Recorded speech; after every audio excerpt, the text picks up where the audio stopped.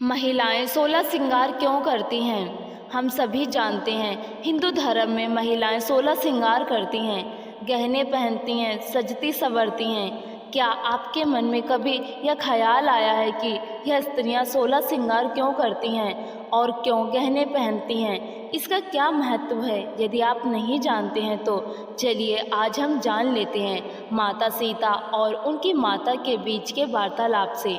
भगवान राम ने धनुष तोड़ दिया था। उसके बाद सीता जी को 7 फेरे के लिए तैयार किया जा रहा था तो वह अपनी माँ से प्रश्न पूछ बैठी, माता श्री इतना श्रृंगार क्यों?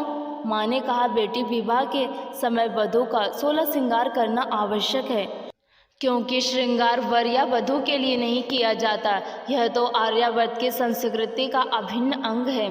अर्थात सीता जी ने पुनः पूछा, इस मिस्सी का आर्यावर्त से क्या संबंध है? बेटी, मिस्सी धारण करने का अर्थ है कि आज से तुम्हें बहाना बनाना छोड़ना होगा। और मेहंदी का अर्थ? सीता जी ने पूछा। मेहंदी लगाने का अर्थ है कि जग में अपनी लाली तुम्हें बनाए रखनी होगी। और काजल से यह आंखें काली क्यों कर दी गईं? बेटी, काजल लगाने का अर्थ है कि शील का जल आंखों में हमेशा धारण करना होगा। अब से तुम्हें बिंदिया लगाने का अर्थ? माता श्री, बिंदिया का अर्थ है कि आज से तुम्हें शरारत को त्यागना होगा और सूर्य की तरह प्रकाशमान रहना होगा। यह नथ क्यों? नथ का अर्थ है कि मन की नथ, यानी किसी की बुराई आज के बाद नहीं करोगी, मन पर काबू रखना होगा। और यह टीका क्यों? पुत्री, टीका यश का प्रतीक है। तुम्हें ऐसा कोई कर्म नहीं करना है जिससे पिता या पति का घर कलंकित हो, क्योंकि अब तुम 2 घरों की प्रतिष्ठा हो। और यह बंदनी क्यों? बेटी, बंदनी का अर्थ है कि पति, सास, ससुर आदि की सेवा करनी होगी। पत्ती का अर्थ?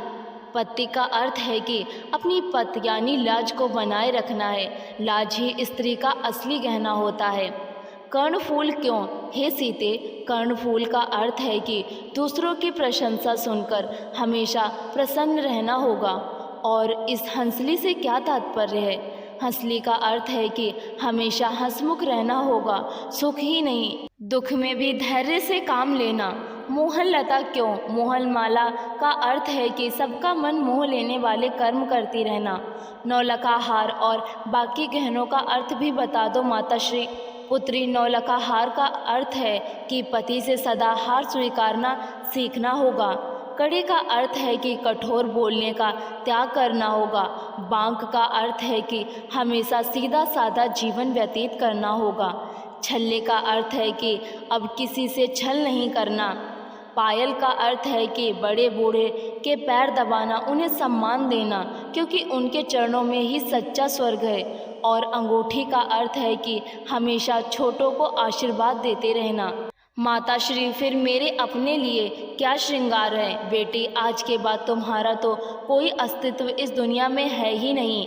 तुम तो अब से पति की परछाई हो, हमेशा उनके सुख दुख में साथ रहना, वही तुम्हारा श्रृंगार है। और उनके आधे शरीर को तुम्हारी परछाई ही पूरा करेगी। हे राम, कहते हुए सीता मुस्कुरा दी। शायद इसलिए शादी के बाद पति का नाम भी मुख से नहीं लेते। अगर आप लोगों को यह वार्तालाप पसंद आया है तो इसे लाइक ज़रूर करें और शेयर भी करें। और इसी तरह की कहानी और वीडियोस देखने के लिए हमारे चैनल हिंदी कहानियों का बॉक्स को सब्सक्राइब ज़रूर करें। वीडियो देखने के लिए आपका बहुत बहुत शुक्रिया।